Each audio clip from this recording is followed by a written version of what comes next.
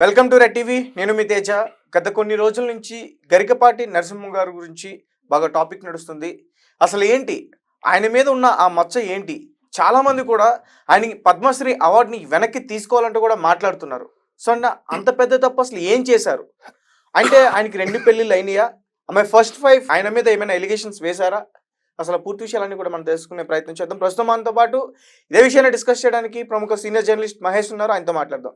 నమస్తే అండి. నమస్తే. సో మీకు గరికపాటి గురించి బాగా తెలిసే ఉంటుంది. సో అసలు ఏంటి గరికపాటి గారి మీద చాలా ఎలిగేషన్స్ వస్తున్నాయి. ఆయన తెలుగు రాష్ట్రాల్లో ఆయన అందరికీ పరిచితమైన వ్యక్తే. కానీ ఈ ఉపన్యాసాలు అంటే వాళ్ళని పౌరాణికులు అంటారు. వాటి మీద ఆయన స్పీచ్లు ఇవ్వటం అవి అట్లా అందరికీ బాగా సుపరిచితులు.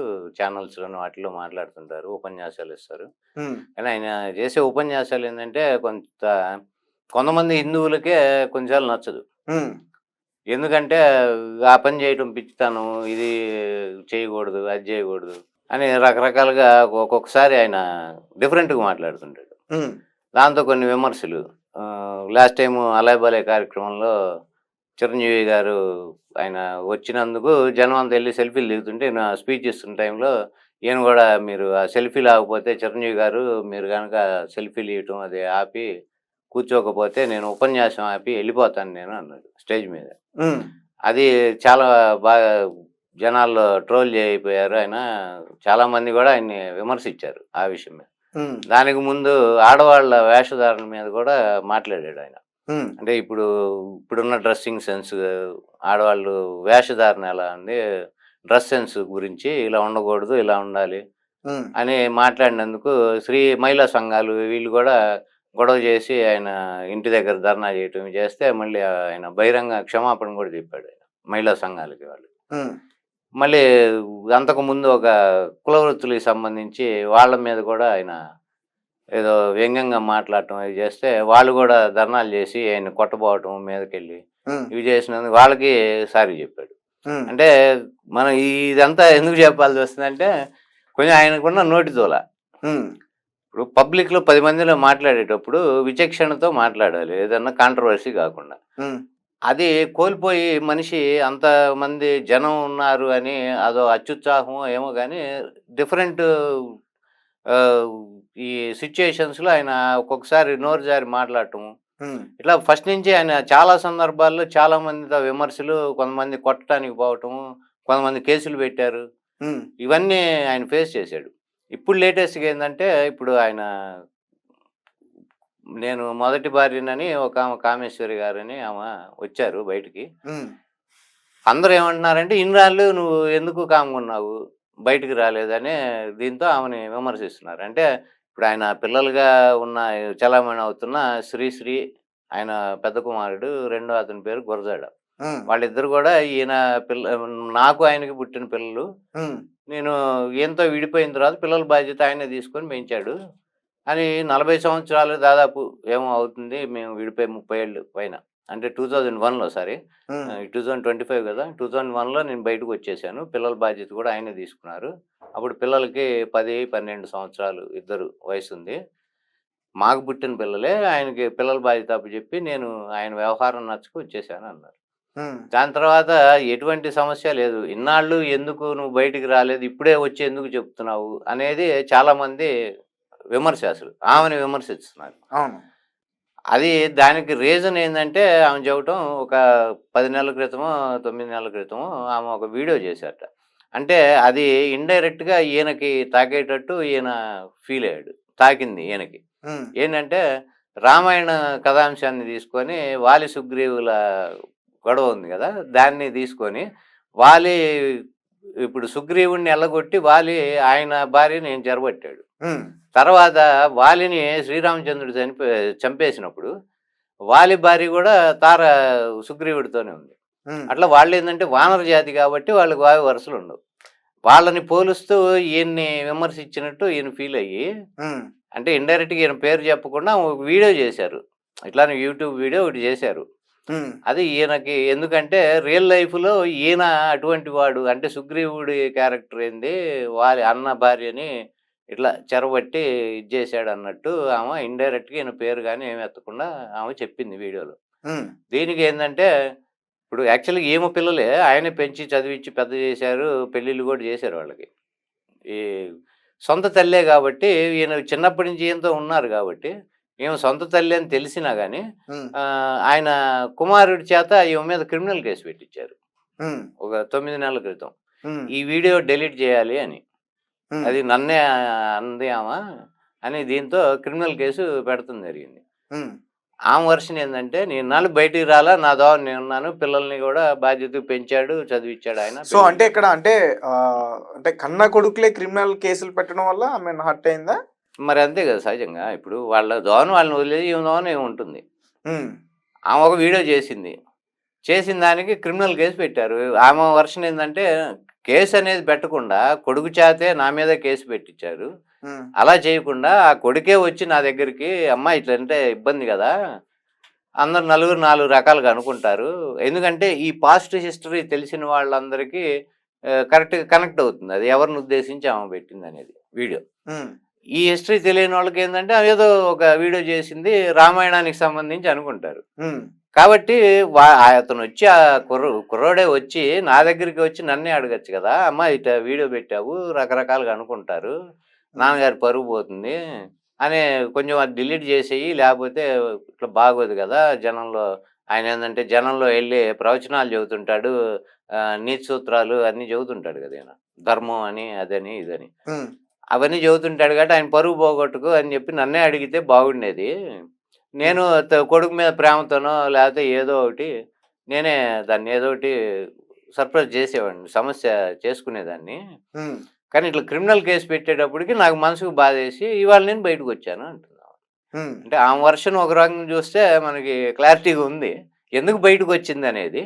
ప్లస్ పాస్ట్ జరిగింది ఏంటంటే ఎవరికి తెలియదు, ఉమ్, ఏమెందుకు బయటకు ఇప్పుడే వచ్చింది అనే వాళ్ళకి సమాధానం ఆమె ఇది ఆమె చెబుతుంది ఉమ్, కారణం. కానీ ఒక రకంగా ఈయన బిహేవియర్ కానీ అది మనం చూసుకుంటే కొంచెం వివాదాస్పదంగానే ఉంటుంది ఫస్ట్ నుంచి. ఉమ్, అంటే ఆయన పారితోషికంగా ఎంత తీసుకుంటాడు లేకపోతే ఎంత ఆస్తులు సంపాదించాడు అనేది సెకండ్, అది ఎవరికి సంబంధం లేని విషయం. ఉమ్, ప్లస్ ఇది కూడా ఏంటంటే ఒక రకంగా ఆయన పర్సనల్ వ్యవహారం, ఉమ్, మ్యారేజ్ విషయం కానివ్వండి లేకపోతే రెండో పెళ్ళి ఆయన చేసుకోవటం కానీ. ఆమె ఇంత ఇంత చెప్పినప్పుడు మళ్ళీ శారద గారిని రెండో వివాహం చేసుకున్నారు.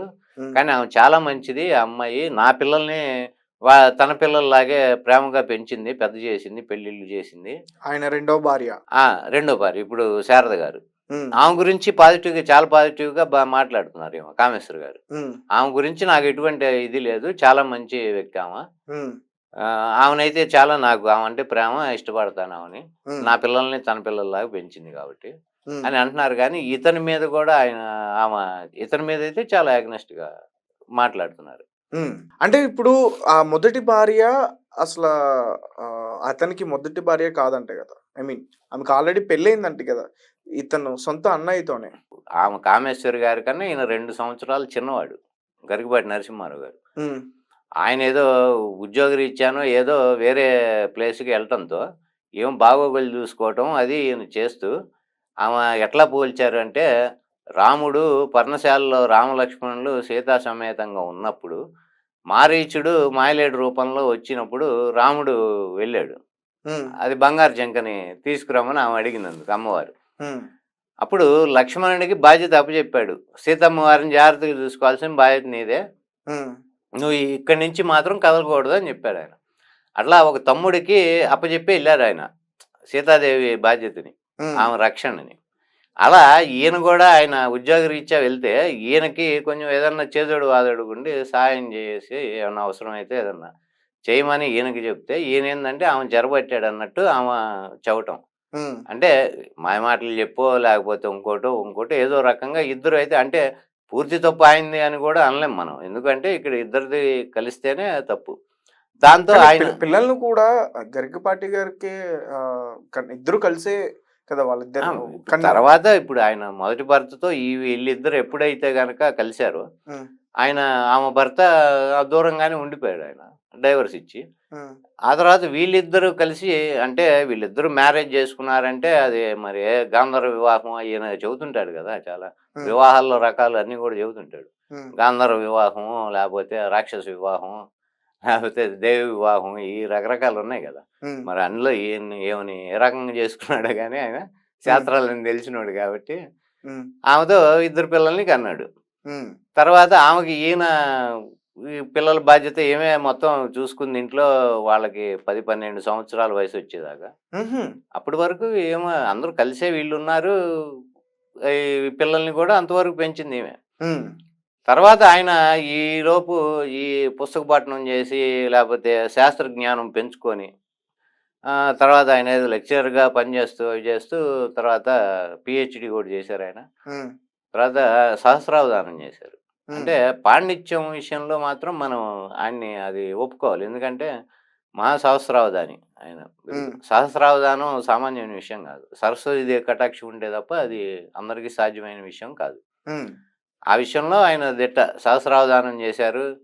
అంటే పృచ్ఛకులు 1000 మంది ఎవరు ఏ ప్రశ్న అడిగినా కానీ దానికి సమాధానం చెప్పగలిగి ఉండాలి కూర్చుని అవధానం చేసే ఆయన. అట్లా ఆయన చేశాడు సహస్రావధానం. అది పబ్లిక్ గానే జరిగింది, అది రికార్డెడ్ అది. కాబట్టి అంత విద్యున్న మనిషి ఆయన. కానీ ఈ పర్సనల్ మ్యాటర్కి వచ్చేటప్పటికి మనం ఇప్పుడు సమస్య అదే కదా చాలా చోట్ల.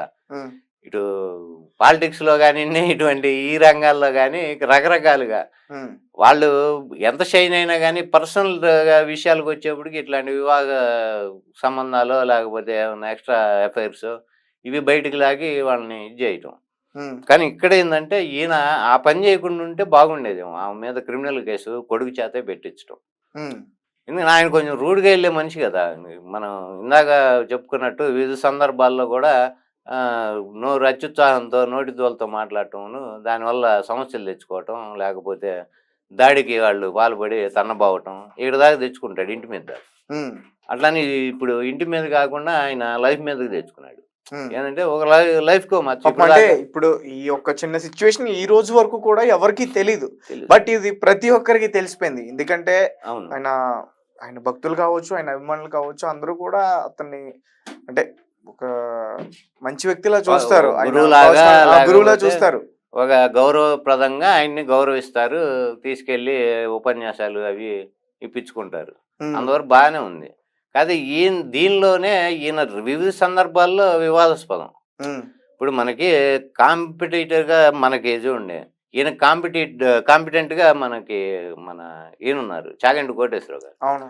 ఆయన ఎప్పుడు వివాదంగా మాట్లాడటం, ఆయన మాట్లాడింది వివాదం అవటం కానీ, ఒక మనిషిని అర్చు చేసినట్టు మాట్లాడటం కానీ ఎప్పుడు మనం చూడలేదు.